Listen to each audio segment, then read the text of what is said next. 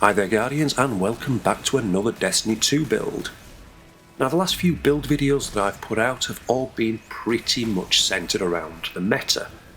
So today we're going to look at a build that's not just focused for end game content, but is also really good fun and takes a step back from the standard meta builds that you're used to seeing. Now before we begin, I think I should really apologise as the dreaded cold is still with me and my voice is definitely sounding a little bit huskier than it should. However, having a cold is quite appropriate for this build as we're taking a Stasis Hunter. So let's begin by looking at our subclass. For our abilities, we're going to take a Gambler's Dodge to refund our melee whenever we dodge anywhere near a combatant. And we're going to take the Duskfield Grenade that creates a slowing field that freezes targets caught within. For our aspects, we're going to take Touch of Winter, which increases the size and creates a small stasis crystal with our Duskfield Grenade. And we're going to take Grim Harvest. When defeating slowed or frozen combatants will create stasis shards. And as we know, stasis shards can be collected to restore our melee energy. For our fragments, the key one here is Whisper of Rending, where primary ammo weapons will do increased damage to stasis crystals and, more importantly, frozen combatants. We're also going to take Whisper of Chains, so while we're near frozen targets or a friendly stasis crystal, we will take reduced damage. Whisper of Shards means that shattering a stasis crystal will temporarily boost our grenade recharge rate, and this can be extended by shattering additional crystals. Whisper of Durance means that our slow effect will be lasting longer.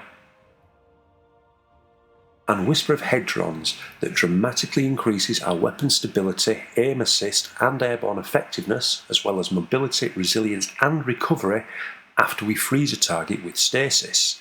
For our exotic armour, we're going to take the Lucky Pants leg armour, which has the exotic perk Illegally Modded Holster. What this perk does is mean that when we ready our hand cannon that deals kinetic damage or a damage type that matches the subclass, every hit from that hand cannon increases the damage of the next shot for a short duration. It also has the passive effects that hand cannons ready faster and are more accurate immediately after swapping to them. It also provides a small benefit to the airborne effectiveness stat of any hand cannon while that buff is active. We're going to pair our Lucky Pants with the Malfeasance exotic hand cannon. Malfeasance has the exotic trait Explosive Shadow, which means that it shoots slugs that burrow into combatants, and stacking enough of these slugs causes them to explode. Now this is also an intrinsic unstoppable.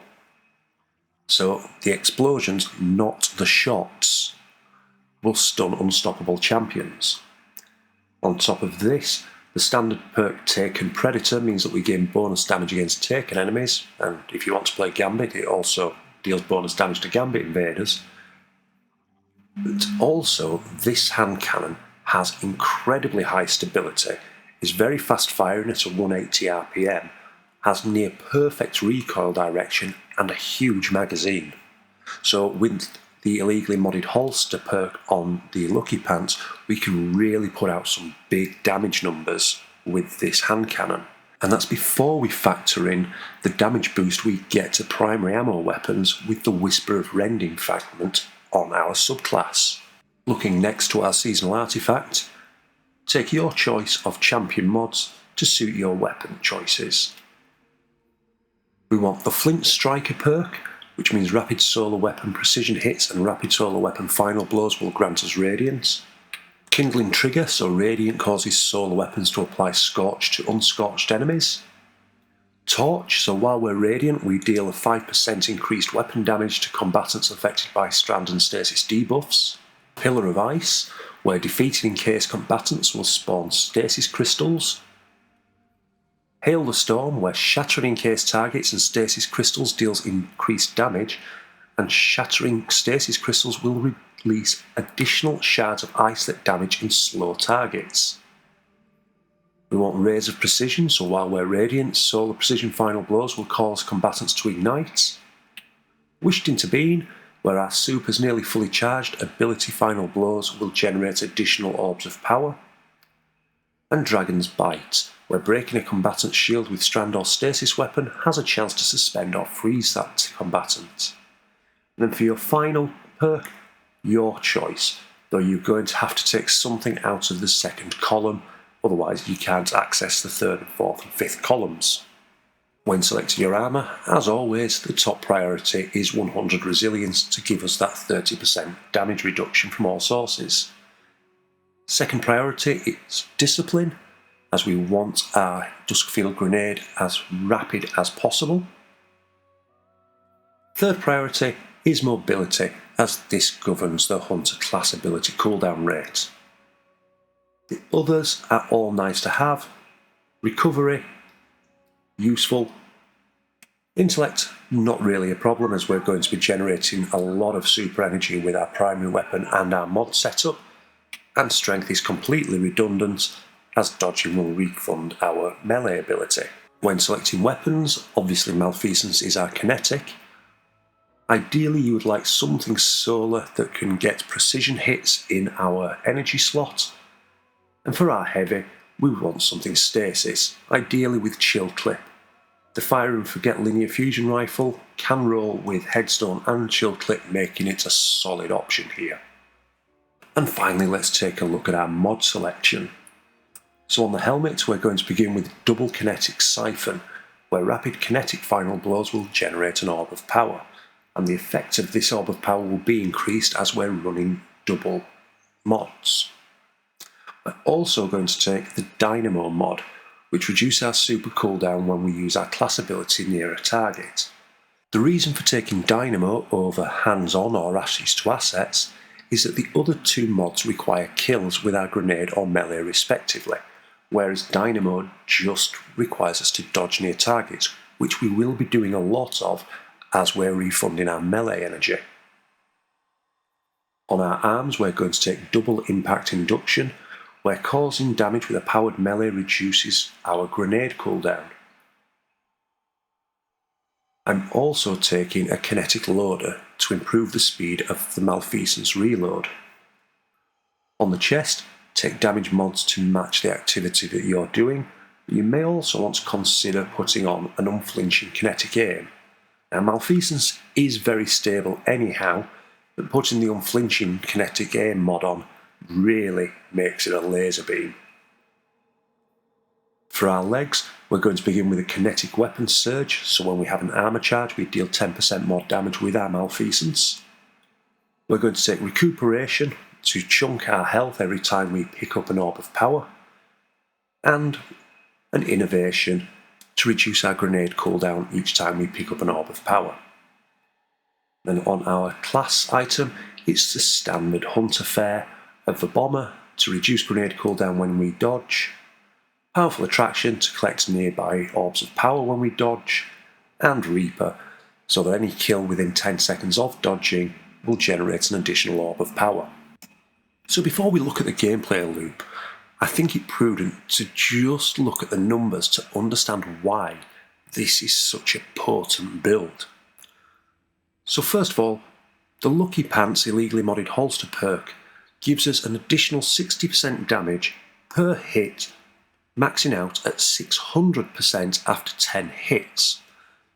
So therefore, with Malfeasance having 20 in the mag, the second half of our clip is dealing 600% damage straight off the bat. Add into that the 50% damage boost against frozen targets from Whisper of Rending, and we're now at a 900% boost for the second half of our mag. Add on to that the 10% damage boost we gain from our kinetic weapon surge, and we're now at 990% damage per bullet in the second half of our mag. Now think about the 12.5% damage boost we get from Hail the Storm for shattering frozen combatants, and we're up to 1,114. Actually just under. It's 1,113.75. Anyhow. On top of that, if we're facing taken combatants, Malfeasance has an intrinsic 25% damage boost against taken. So now we're at 1392% improved damage. If we're Radiant, we also have a 5% damage boost thanks to the Torch seasonal artifact mod. And that brings us up to 1461.79% damage increase, as well as the 25% damage boost we get just for being Radiant in itself. So that's 1827.25% damage boost. And if we're fighting a boss, the Malfeasance Catalyst gives us Vorpal Weapon, which gives us a 20% damage boost against bosses while using a primary ammo weapon. This means that the maximum theoretical damage boost that we can get for each bullet in the second half of Malfeasance's mag is 2,192.7% increase over base. Now, in real gameplay, the chances of you being able to stack all of these mods and perks simultaneously is pretty remote, but you will still get huge numbers even if you only have some of them working. So our gameplay loop is incredibly easy. Throw the Dustfield Grenade, switch to our secondary and get Radiant with some precision hits, then switch to Malfeasance, which will activate the illegally modded holster. The slow effects from the Dustfield will give us Rending, and then Lucky Pants will build us up to that 600% damage buff. Just look at these Master Lost Sector Overload champions melting. It really is that simple. But what do we do if our abilities aren't charged? Well, do you remember that I said to bring a heavy with Chill Clip? This is exactly why. Chill Clip will slow the enemies, which activates Whisper of Rending, and then switching back to our Malfeasance will activate the Lucky Pants. So there we have it, a non-meta endgame build that does enormous damage and is fun to build. It's also pretty future-proof, as we don't actually need anything that's on the seasonal artifact. So next season, granted we won't have the additional buffs of things like Torch, but it will still do huge damage. If you enjoyed this build, can I ask that you give a like and maybe even a subscribe? You'll really be helping the channel grow. But until next time, I hope you have a fantastic day.